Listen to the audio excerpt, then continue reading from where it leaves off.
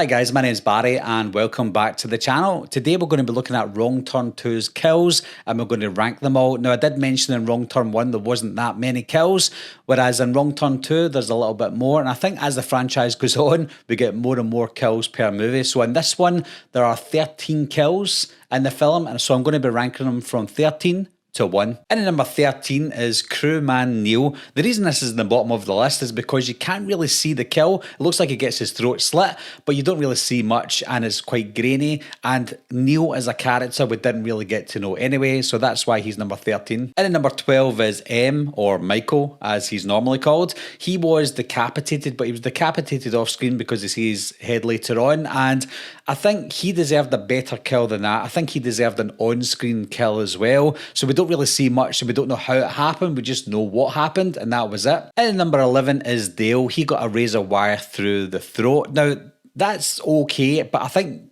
we've seen it before in the first movie with Francine, and I think her one with the razor wire through the throat felt more of a horrible moment, whereas the one with Dale just seemed a little bit more comical. And number 10 is the old guy from Wrong Turn 1. He's also in Wrong Turn 2. He was blown up by a detonator. I think it was, again, more comedy than horror, but the way it happened, I thought it was quite fun, but ultimately it wasn't amazing. And at number 8 and 9 is the brother and sister cannibals. They blew up in a similar fashion to the old guy, but it was more comical because they didn't know what was happening and they blew up together, and that was the only reason why theirs was a little bit better than the old guys. And at number 7 was Mara. Her death was pretty cool. I think from number 7 onwards they're a little bit more creative, and with Mara I loved the way that she was running through the woods, so it looks like she was going to get away, and her being someone that looked like there was going to be a final girl, I didn't see this kill coming, but with the axe at the side of the head, I thought it was very creative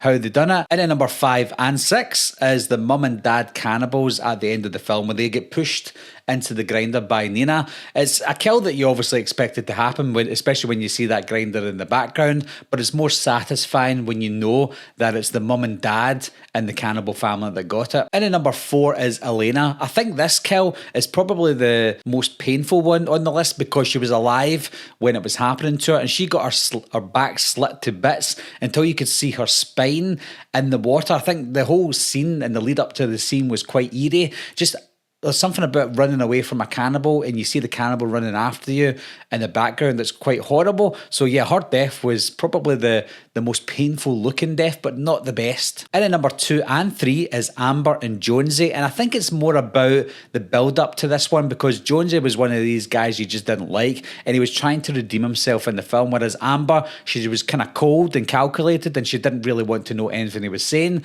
But at the end of the day, when they were fighting against the cannibals, they were fighting for each other because they respected well, I don't know if they respected each other entirely, but they respected each other more than the cannibals at this moment in time. And then when they were talking to each other when they were hanging upside down, I genuinely didn't expect to see it. I thought Jonesy was going to die at that point and maybe Amber would have gotten away, or maybe vice versa. I just didn't see them both dying at the same time in the same manner, almost like they died as lovers. And then number 1 is Kimberly, and she was by far the best kill in this entire film. You don't actually see a lot of the kill, which is ironic, but what you do see and what you leave to the imagination is what makes it number 1. She got her lip bit off when she was trying to help the person that she knocked down, and as she got up, she turned around and saw the other cannibal, and he just literally split her in two, and you see all of her insides come out at the bottom of the screen, and you know exactly what happened. But it doesn't end there because what looked to be CGI wasn't actually CGI. And then when you see that dummy split in two, I didn't expect to see the other half of the dummy